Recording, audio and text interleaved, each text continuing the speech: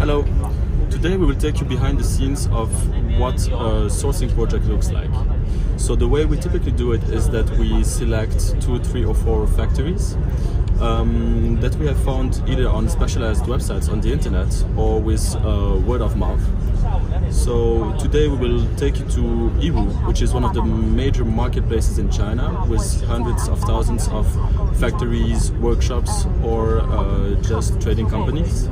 So as you see, a typical day starts here in a high-speed train because a city like Yiwu has the big advantage of being 30 minutes away from major cities like Hangzhou or Shanghai.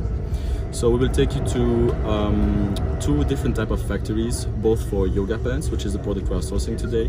One is a smaller workshop, one is a bigger factory, and we'll explain you why it's important to have these 2 different types of factories and what the pros and cons are for every type. So I'm now in front of the first factory of the day, which is the bigger factory we're going to visit.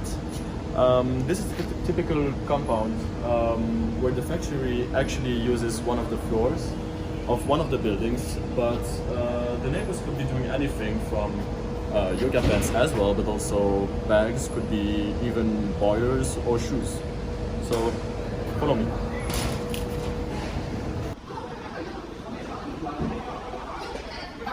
So as weird as it might seem, everything happens on 2 floors of this exact same dimension. The products arrive here, the raw fabric, it is then being cut over there, sent to the 2nd floor for the sewing part, and comes back here for the finishing.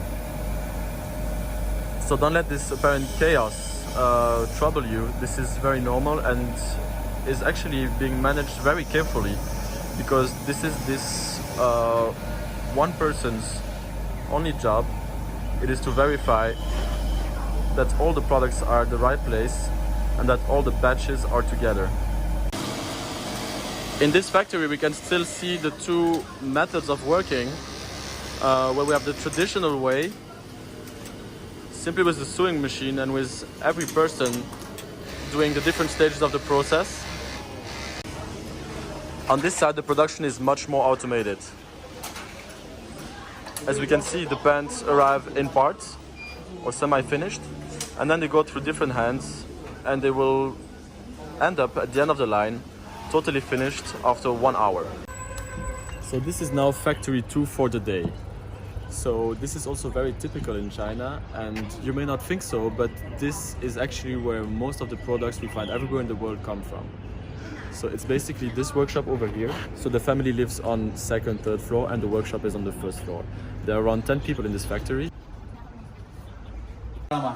So we are now in the assembly area. So here they can produce around 1,000 to 2,000 pieces per day with only 10 people in this usual workshop.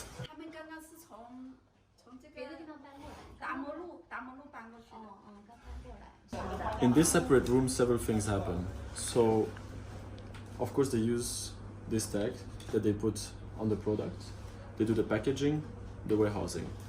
Normally this is also the stage where the final QC happens, but this is one of the reasons why we do factory audits. We can see that this is actually not the case. Now done with the factory visits, but that doesn't mean that our work is over.